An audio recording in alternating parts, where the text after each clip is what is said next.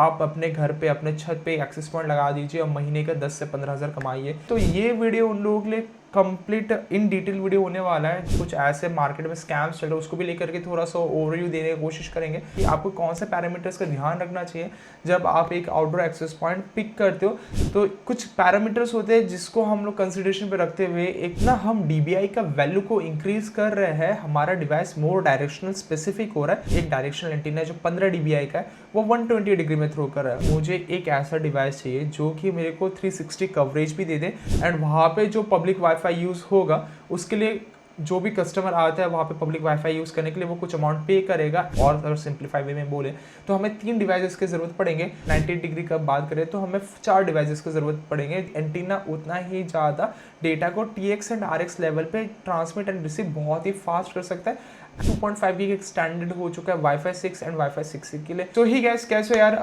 Once again a new video.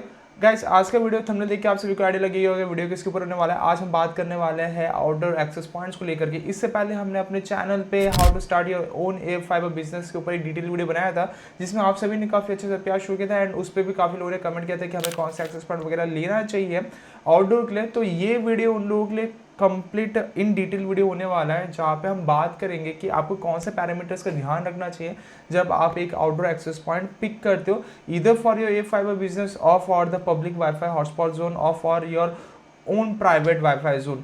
तो कुछ parameters होते हैं जिसको हम लोग कंसिडरेशन पे रखते हुए एक परफेक्ट एक्सेस पॉइंट को पिक कर सकते हैं अपने वर्किंग सिनेरियो के साथ। विद दैट सेड, अभी तक आपने चैनल को सब्सक्राइब नहीं किया, चैनल को सब्सक्राइब कर सकते हो एंड हम स्ट्रेट चलते हैं वीडियो में। हम आगे इस वीडियो में मैं बताना चाहता हूँ कि हम कुछ ऐसे मार्केट में स्कैम्स चल रहे हैं उसको भी लेकर के थोड़ा सा ओवरव्यू देने की कोशिश करेंगे, अपना पॉइंट ऑफ व्यू रखने की कोशिश करेंगे क्यों वो स्कैम्स हैं एंड आपको उनसे बचना चाहिए।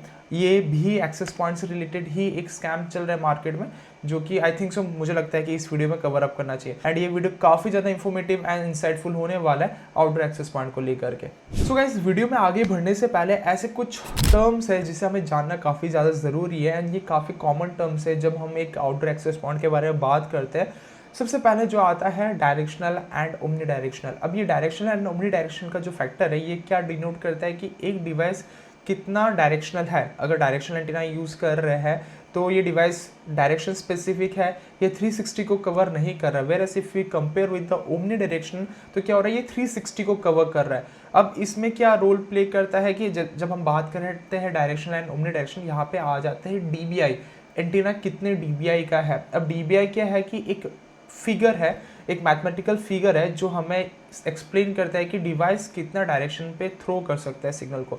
पकड़ लीजिए, मैं एज एन एग्जांपल बता रहा हूँ, एक डायरेक्शनल एंटीना जो 15 DBI का है वो 120 डिग्री में थ्रो कर रहा है। वेयर एज एक ओमनी डायरेक्शनल एंटीना 9 DBI का है जो कि आपका 360 डिग्री में कवर कर रहा है, या फिर 3 DBI का एंटीना है जो कि 360 को कवर कर रहा है। जितना हम DBI का वैल्यू को इंक्रीज कर रहे हैं हमारा डिवाइस मोर डायरेक्शनल स्पेसिफिक हो रहा है। जितना हम DBI के वैल्यू को डिक्रीज कर रहे हैं डिवाइस उतना 360 कवरेज हो रहा है, या फिर आप बोल सकते हैं ओमनी डायरेक्शनल हो रहा है। अब पकड़ लीजिए कि मुझे एक ऐसा डिवाइस चाहिए जो कि मेरे को 360 कवरेज भी दे दे एंड मोर मतलब डिस्टेंस को भी कवर करे। तो वहाँ पे हमें ओमनी डायरेक्शनल एंटीनास को यूज़ नहीं कर सकते। हमें वहाँ पे एक ऐसा डिवाइस चाहिए होगा जो कि काफ़ी डिस्टेंस पे सिग्नल को थ्रो कर सके, साथ ही साथ 360 को कवर करे।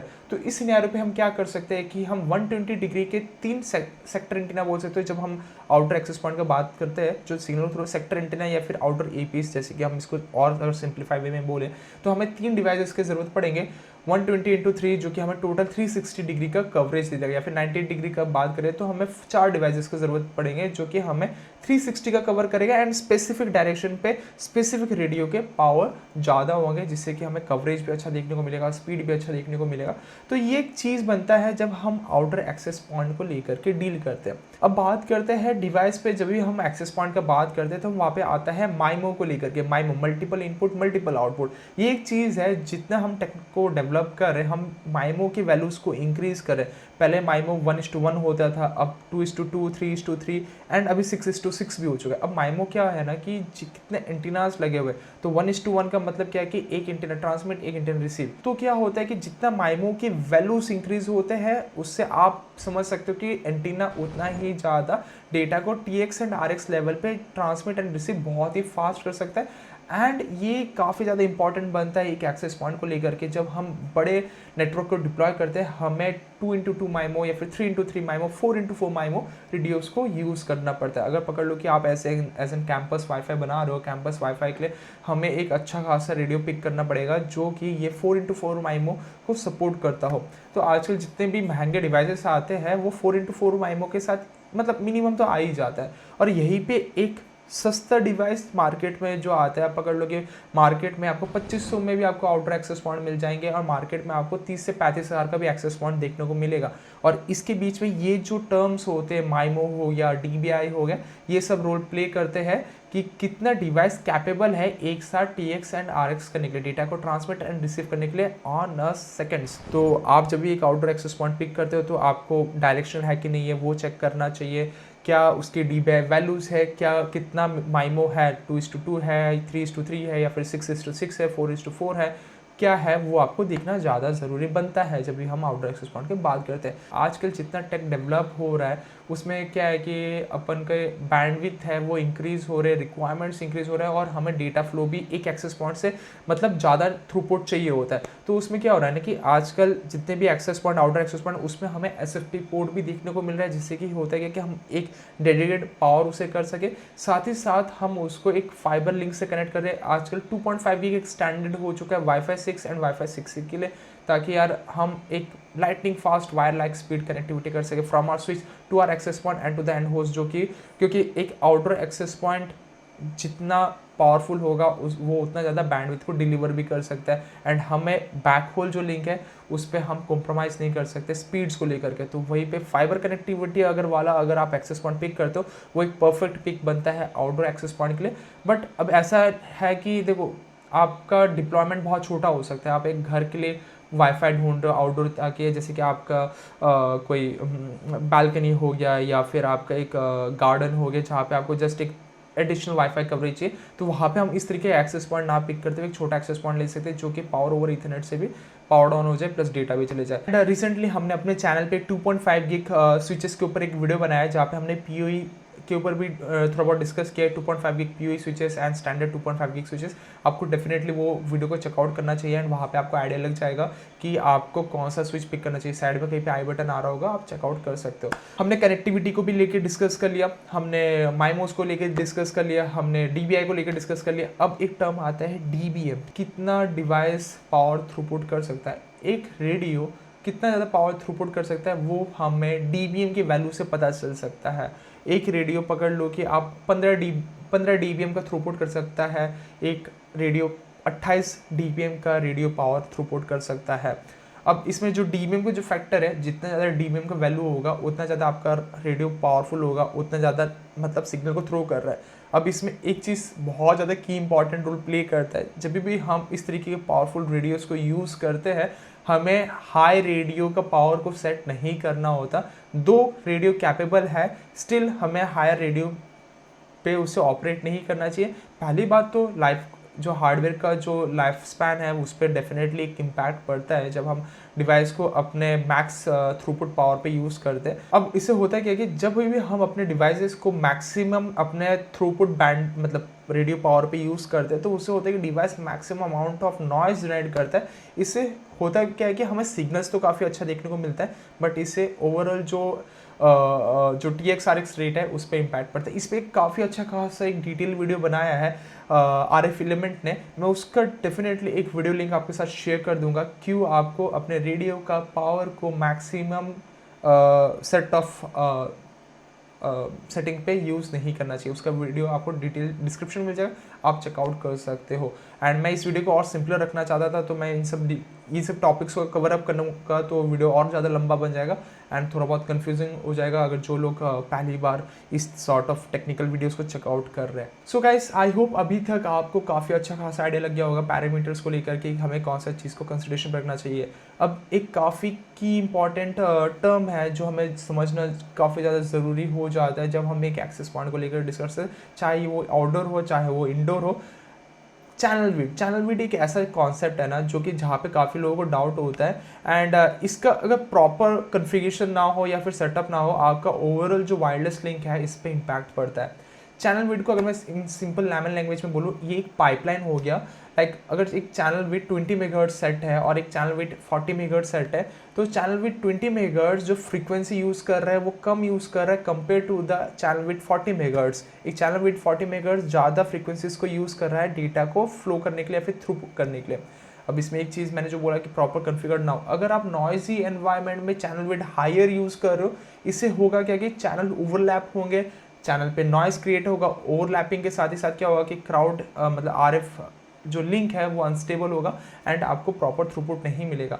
तो जब भी हम एक वाईफाई लिंक को स्टैब्लिश करते हैं या फिर कॉन्फ़िगर करते हैं, चाहे वो P2P हो, इन सिनेरियो जब हम आउटडोर का बात करते हैं या फिर आउटडोर एक्सेस पॉइंट का बात करते हैं, तो वहाँ पे सबसे पहले हमें चीज़ करना चाहिए है अपना सराउंडिंग में आरएफ नॉइज़ को चेक करना। जब भी आप एक आउटडोर एक्सेस पॉइंट को सेटअप करो, आपको हर एक रेडियो में, चाहे वो सस्ते से सस्ता रेडियो या फिर महंगा से महंगा रेडियो, वहाँ पे आपको आरएफ स्कैन का ऑप्शन देखने को मिला। हर एक कंपनी का टर्म अलग हो सकता है, आरएफ एनवायरनमेंट स्कैन हो सकता है या फिर स्कैन हो सकता है, कोई भी टर्म होगा, बस आपको वो स्कैन का ऑप्शन डेफिनेटली मिलेगा। उससे होगा क्या ना कि आप जब भी स्कैन करोगे आपको दिख जाएगा कि आपके रेडियो के सामने या फिर सराउंडिंग में कितने मल्टीपल रेडियोस चल रहे हैं एंड उन पे कौन सा फ्रीक्वेंसी चल रहा है एंड कौन सा चैनल विड चल रहा है। अब पकड़ लो कि कोई एक रेडियो एक सर्टेन स्पेसिफिक सर्टेन फ्रीक्वेंसी में चल रहा है एंड वो एक सर्टेन चैनल विड यूज़ कर रहा है एंड आप भी वही same channel with the frequency use करो, तो हो क्या रहा है कि ऑलरेडी उस रेडियो पे आप अपने रेडियो से एक ओवरलैपिंग चैनल क्रिएट करो, एक फ्रीक्वेंसी क्रिएट करो। तो इससे होगा क्या, आपको तो परफॉर्मेंस मिलेगा ही नहीं मिलेगा, साथ ही साथ जो दूसरा डिवाइस जो चल रहा था एग्जिस्टिंग उस पर भी इम्पैक्ट पड़ेगा। तो हमेशा जब भी हम एक आरएफ को कन्फिगर करते हैं, आरएफ स्कैन करके प्रॉपर एक फ्रीक्वेंसी को सेट करना ज़रूरी बनता है। साथ ही साथ जी 20 मेगाहर्ट्ज का जो कॉन्सेप्ट है चैनल विड 40 मेगाहर्ट्ज, ये परफेक्टली कॉन्फ़िगर्ड होना चाहिए। हम अपकमिंग वीडियो में इसको और मोर इनसाइट में कवर अप करेंगे, एक प्रॉपर वर्किंग अराउंड एनवायरनमेंट में उसको टेस्ट करके भी दिखाऊंगा कि कैसे ये इम्पैक्ट करता है ओवरऑल आरएफ लिंक को। बट स्टिल आपको ये हमेशा कंसिडरेशन पे लेना चाहिए कि चैनल विड प्रॉपरली कॉन्फ़िगर्ड हो, एक फ्रीक्वेंसी प्रॉपरली कॉन्फ़िगर्ड हो, तभी जा करके आपको एक प्रॉपर स्पीड मिलेगा आपके अपने एक्सेस पॉइंट से। तो ये भी एक कॉन्सेप्ट है, ये भी एक टर्म है जो कि आपको समझना ज़रूरी है। और हाँ, 20 मेगाहर्ट्ज मैंने अभी जो जैसे थोड़ी बोला, जितना ज़्यादा आपके चैनल विड का वैल्यू हाई होगा उतना ही ज़्यादा फ्रीक्वेंसी यूज़ होगा, उतना ज़्यादा फ्रीक्वेंसी यूज़ होगा तो उतना ज़्यादा आप डेटा फ्लो करवा सकते हो। वीडियो के इस इंट्रो में मैंने जैसे बताया था कि मार्केट में कुछ स्कैम चल रहे हैं एंड आपको अवेयर रहना चाहिए उन स्कैम से वो या फिर उन स्कैमस्टर से, तो जो कि काफ़ी ज़्यादा पॉपुलर है पीएम वानी। देखिए एक टोटल स्कैम नहीं है, पीएम वानी को लेकर के मार्केट में काफ़ी स्कैम चल रहे हैं। हो क्या रहा है कि मार्केट में ऐसे कुछ यूट्यूबर्स है या फिर ऐसे कुछ सप्लायर्स है जो बोलते हैं कि आप अपने घर पे अपने छत पे एक्सेस पॉइंट लगा दीजिए और महीने का 10 से 15 हज़ार कमाइए। ये जो चीज़ है ये टोटली रॉन्ग है। सो गवर्नमेंट का सिंपल एक कॉन्सेप्ट था कि हमें हर एक रूरल एरिया को भारत फाइबर नेट प्रोजेक्ट से कनेक्ट करना है। अब भारत फाइबर प्रोजेक्ट क्या करता है कि वाईफाई चौपाल एक कॉन्सेप्ट था जो इन्होंने लॉन्च किया कि हर एक जीपी ग्राम पंचायत को हम फाइबर लाइन से कनेक्ट करेंगे। ये एक BSNL का भी एक जॉइंट कोलैबोरेशन था जहाँ पे वो हर एक जीपी को फाइबर के थ्रू कनेक्ट कर रहे थे। BBNL का भी इसमें एनरोलमेंट था। तो जैसे पकड़ लीजिए कि आपके नियरेस्ट जीपी में आपका इंटरनेट आ चुका है एंड आपके यहाँ पे कोई टेलीकॉम सर्विस नहीं है, तो आप क्या कर सकते हो, आप अपने जीपी में जा सकते हो, वहाँ पे आपको पब्लिक वाईफाई देखने को मिलेगा, आप वहाँ पे पब्लिक वाईफाई से कनेक्ट करके आप अपना इंटरनेट को यूज़ कर सकते हो। बस यही एक सिंपल सा कॉन्सेप्ट था। इसको थोड़ा सा इंसेंटिव वाइज मतलब गवर्नमेंट ने क्या कि पकड़ लो कि उसी जीपी से किसी एक कंप्यूटर शॉप या फिर नियरेस्ट आधार सेंटर पे इंटरनेट कनेक्टिविटी लिया हुआ है एंड वहाँ पे जो पब्लिक वाईफाई यूज़ होगा उसके लिए जो भी कस्टमर आता है वहाँ पे पब्लिक वाईफाई यूज़ करने के लिए वो कुछ अमाउंट पे करेगा एंड वो जो अमाउंट होगा वो एज एन इंसेंटिव होगा जो कि वहाँ के शॉपकीपर को मिल जाएगा, जिससे कि थोड़ा बहुत इंटरनेट का जो कॉस्ट है वो निकल सके। बट इसको मार्केट में फुल फ्लेश्ड कुछ लोग एडवर्टाइज कर रहे हैं कि आप महीने का 15 से 20 हज़ार कमा सकते हो, जो कि एक्चुअली प्रैक्टिकल नहीं है एंड ये टोटली एक फ्रॉड है, एक स्कैम चल रहा है मार्केट पे। तो आपको डेफिनेटली इन सब से बचना चाहिए एंड वहाँ पे वो लोग आउटडोर एक्सेस पॉइंट को लेकर के डील करें कि ये outdoor access point more likely मैंड बॉक्स काफ़ी ज़्यादा पॉपुलर है, CP510 हो गया, ये सब काफ़ी पॉपुलर एक्सेस पॉइंट है वो जो आउटडोर के लिए यूज़ करने के लिए बोलते हैं आप ये लगा दोगे एंड महीने का ये कमा सकते हो। तो ये टोटली फ्रॉड है। हर एक एक्सेस पॉइंट मेनली आपको 300 मीटर तक दे सकते हैं, मैक्सिमम से मैक्सिमम 300 मीटर दे सकते हैं एंड ये भी काफ़ी ज़्यादा फैक्टर पे प्ले करता है, रोल प्ले करता है। हर एक फ़ोन मैन्युफैक्चर अपने फ़ोन को अपने हिसाब से डिज़ाइन करता है। ज़रूरी नहीं है कि आपका फ़ोन 300 मीटर्स पे कनेक्ट हो रहा है तो दूसरा फ़ोन 300 मीटर्स पे कनेक्ट हो जाए। एंड जो 300 मीटर का जो टेस्टिंग होता है वो एक ओपन एरिया में किया जाता है, तो बीच में कोई पेड़ आ गया या फिर कोई बिल्डिंग आ गया तो आपका वाईफाई कनेक्ट नहीं होगा। तो ये भी काफ़ी इंपॉर्टेंट, तो काफ़ी लोगों के अंदर मिथ रहता है कि यार हम वाईफाई लगा देंगे, एक पब्लिक वाईफाई बना लेंगे, पैसा छाप लेंगे। अगर इसी तरीके से अगर हो जाता तो जितने भी टेलको कंपनीज है वो अपने टावर पे अनलाइसेंस बैंड को यूज़ करता है, ना कि लाइसेंस बैंड को यूज़ कर रहा होता है। ओके, तो ये चीज़ प्रैक्टिकल नहीं है। तो जो भी ये स्कैम कर रहे हैं, आप लोग वीडियो देख रहे हो, प्लीज़ आप लोग स्कैम मत करिए। एंड जो लोग सोच रहे हैं कि हम इन सब तरीके के प्रोजेक्ट्स पे इन्वेस्ट करेंगे, डेफिनेटली आपको बचना चाहिए। आप अपने खुद के पब्लिक वाईफाई के लिए करना चाहते हो या फिर आप अपने स्कूल कैंपस वाईफाई करना चाहते हो, तो आप डेफिनेटली आउटर एक्सेस पॉइंट को, ये जो मैंने पैरामीटर्स बताए, इनको कंसिडरेशन पर रखते हुए आप पिक कर सकते हो। बट एक आउटर एक्सेस पॉइंट पे जो मिथ है कि हम इतना area 1 kilometre up to 2 kilometre coverage हो जाएगा, ये पॉसिबल नहीं है। सो गाइस, उम्मीद है आप सभी की जितनी भी डाउट्स है आउटर एक्सेस पॉइंट्स को लेकर के वो क्लियर हो गए होंगे। एंड मेरा कोशिश था कि एक छोटा मैं वीडियो शेयर करूँ आप सभी के साथ, क्योंकि मार्केट में क्या है कि बहुत से कन्फ्यूजन है एंड लोगों को पता नहीं है कि कहाँ पे हमें प्रॉपरली गाइडेंस मिल सकता है। तो आपको लगता है कि ये वीडियो हमारे लिए हेल्पफुल था तो डेफिनेटली आप इस चैनल को सब्सक्राइब कर सकते हो, साइड में बेल आइकन उसे क्लिक कर सकते हो, क्योंकि जब भी हम एक नया वीडियो अपलोड करेंगे आपको पहला नोटिफिकेशन मिल जाएगा। एंड विद दैट सेड, आप लोग अपना ओपिनियन डेफिनेटली शेयर कर सकते हो, कमेंट बॉक्स आप लोगों के लिए ओपन है। आप लोग करेंटली अगर कोई एक्सेस पॉइंट यूज़ कर रहे हो, कौन सा यूज़ करो, मतलब will love to know. And आपके कोई सजेशंस हो इस वीडियो को लेकर के या फिर आपके पास कोई आइडिया हो अपकमिंग वीडियो किसके ऊपर होना चाहिए, तो डेफिनेटली कमेंट बॉक्स में कमेंट कर सकते हो। वैसे मैं मिलता हूँ किसी नए एक्साइटिंग वीडियो में। Till then bye, have a nice day, peace off, signing off, tata. वैसे जाने से पहले FG Tech Store को चेकआउट नहीं किया, FG Tech Store को चेकआउट कर सकते हो। यहाँ पे मिल जाते हैं all kind of networking gears, from the CCTV cameras to the wifi hardwares and storage, कुछ भी हो नेटवर्किंग, आप FG Tech Store को चेकआउट कर सकते हो। एंड वहाँ पे ऑर्डर प्लेस कर सकते हो, पैन इंडिया डिलीवरी अवेलेबल है, तो आप अपने कंफर्ट जोन से ऑर्डर कर सकते हो। COD का भी ऑप्शन है, तो डेफिनेटली FG Tech Store को चेकआउट करना बनता है। अगेन मैं मिलता हूँ किसी नए एक्साइटिंग वीडियो में। Till then bye, have a nice day, peace off, signing off, Tata.